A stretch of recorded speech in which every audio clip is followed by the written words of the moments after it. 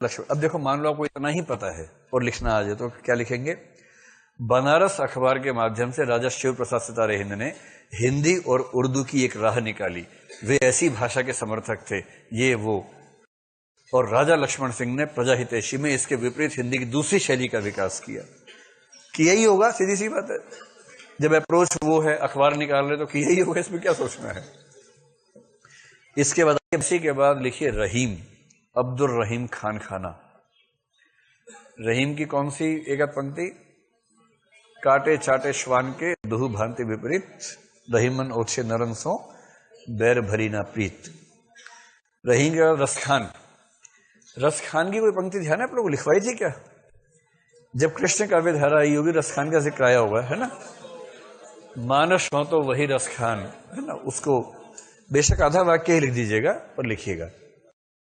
और साथ में संकेत में लिखिए रसखान और रहीम के साथ में ब्रैकेट बना के, भारतेंदु ने इन्हीं के बारे में कहा है, भारतेंदु ने इन्हीं के बारे में कहा है कि के बाद उद्धरण में लिखिए इन मुसलमान हरिजनन पे। यहां हरिजन शब्द का प्रयोग ईश्वर के व्यक्ति के सेंस में है। महात्मा गांधी ने भी इसी सेंस में किया था, पर उसका अर्थ का अनर्थ हो गया बाद में चलकर। इन मुसलमान हरिजनन पे कोटिन हिंदुन वारिये।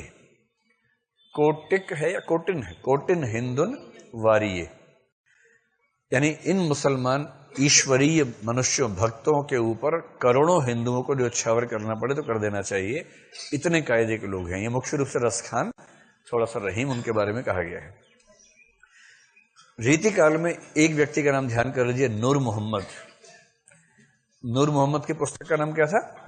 अनुराग बांसुरी। बहुत बढ़िया, अनुराग बांसुरी। और यहां आके थोड़ा सा वो कम्युनल टच दिखने लगता है। अच्छा, भक्ति काल में सूफी काव्य धारा के बहुत सारे कवि इसमें आ सकते हैं। मुल्ला दाऊद, कुतुबन, तो संकेत कर लीजिए जैसी के बाद सूफी काव्य धारा के अन्य कवि। दो तीन का नाम बताइए ना। मुल्ला दाऊद हो गया, और मुल्ला दाऊद की पुस्तक का नाम क्या है? चंदायन। और वो कौन था?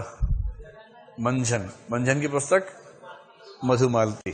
परफेक्ट। और भी कोई ध्यान है? और कोई लेखक? उस्मान। यस, उस्मान की चित्रावली, बहुत बढ़िया। शेख नबी एक था ना शायद, हंस जवाहिर वाला, गुलाम नबी आजाद। गुलाम नबी आजाद जम्मू कश्मीर के नेता हैं, जिंदा हैं अभी। शेख नबी है भाई, वो तो बोल ही रहा हूं मैं, शेख नबी। ऐसा होता है मिक्सिंग। ये सारा सिलेबस पढ़ने के बाद असली चुनौती अब यही है कि परीक्षा में सूफी काव्य धारा में शेख नबी आए, गुलाम नबी आजाद ना आ जाए। ये होता है, कोई खास बात नहीं है, सामान्य बात है, सबके साथ ही होता है। चलिए, फिर आधुनिक काल में अगर कोई पूछे कोई कवि का नाम, आधुनिक काल में बहुत कम ऐसे कवि हुए, लेकिन एक का नाम लिखिए, असद जैदी। असद जैदी या जैदी, मुझे नहीं पता क्या उच्चारण होगा। ये जनवादी कविता के कवि हैं, असद जैदी। कोई और नाम आप ध्यान कर पा रहे तो बताइए। एक बहुत प्रसिद्ध लेखक हैं असगर वजाहत।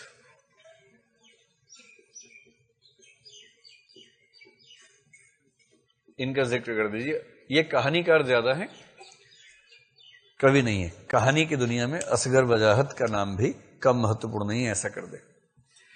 एक व्यक्ति और मैं आपसे सुनना चाह रहा हूं जो फोर्ट विलियम कॉलेज के 4 में से एक था, इंशाअल्लाह खां। इंशाअल्लाह खां की कौन सी कहानी थी? रानी केतकी की कहानी। इंशाअल्लाह खां, रानी केतकी की कहानी उर्फ उदयभान चरित। उसी कहानी के 2 नाम थे, उदयभान चरित। तो यदि किसी ने पूछ लिया हिंदी साहित्य में मुस्लिम कवियों लेखकों की भूमिका, तो आप ठीक से लिख देंगे? ईंट से ईंट बजा देना कि ऐसा बेहुदा सवाल पूछना ठीक नहीं लगता है, नहीं पूछना चाहिए, पर पूछते हैं कई बार। एक पॉइंट और साथ में लिखिए कि हिंदी शायरी, हिंदी और हिंदुस्तानी शायरी की परंपरा में, यह प्रश्न नहीं है, उसी प्रश्न के उत्तर में लिखना है। हिंदी और हिंदुस्तानी शायरी की परंपरा में मुस्लिम शायरों की भूमिका बहुत प्रबल है। मुस्लिम शायरों की भूमिका बहुत प्रबल है। हिंदी और हिंदुस्तानी शायरी की दुनिया में मुस्लिम शायरों की भूमिका बहुत प्रभावी है। 3-4 नाम बता सकते हैं। एक तो यही साहिर लुधियानवी वगैरह, लिखो साहिर लुधियानवी। देखिए फिराक गोरखपुरी बेसिकली हिंदू आदमी थे, रघुपति साहे नाम था उनका, लेकिन वो फिराक गोरखपुरी हो गए। तो आप चला दीजिए फिराक गोरखपुरी भी। फिराक गोरखपुरी के बाद आप चला सकते हैं मजरूह सुल्तानपुरी। ये सब फिल्मों में भी खूब सफल रहे हैं। मजरूह सुल्तानपुरी। चौथे गुलजार, जावेद अख्तर। जावेद अख्तर के जो पिताजी हैं जानिसार अख्तर, वो भी बहुत उम्दा शायर हुए हैं। जानिसार अख्तर, जानिसार अख्तर। और कौन से शायर हैं बहुत प्रसिद्ध इस बीच में? बशीर बद्र, बहुत बढ़िया। बशीर बद्र का नाम लिखिए। एक और छूट रहे हैं। कौन छूट रहे हैं? राहत इंदौरी। राहत इंदौरी, बहुत बढ़िया।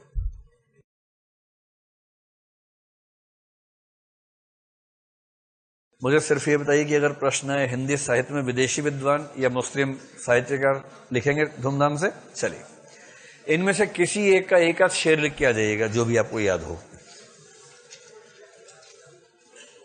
इसके बाद आइए,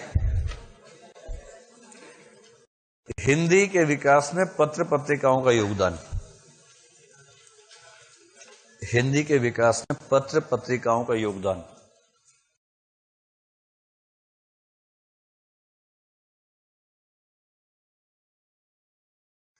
तो मैं बहुत सारी पत्रिकाओं के नाम लिखवा रहा हूं संपादक के नाम के साथ। किसी किसी के बारे में 1-2 वाक्य लिखेंगे कि इसमें क्या खास बात थी।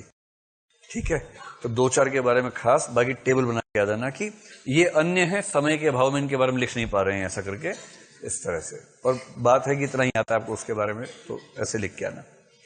नंबर 1, आरंभ। आरंभ के आगे लिखिए उदंत मार्तंड। उदंत मार्तंड हिंदी की पहली समाचार पत्र माना जाता है, 1826। इनके संपादक कौन थे? शुक्ल जी थे, जुगल किशोर शुक्ल। तो शुक्ल जी तो हुए ना ये भी। जुगल किशोर शुक्ल के संपादन में 1826 में। इसके एकदम बाद जो 2 महत्वपूर्ण पत्रिकाएं हुई, एक का नाम है बनारस अखबार। अपने आप बताओ कौन हो सकता संपादक इसका? बनारस अखबार।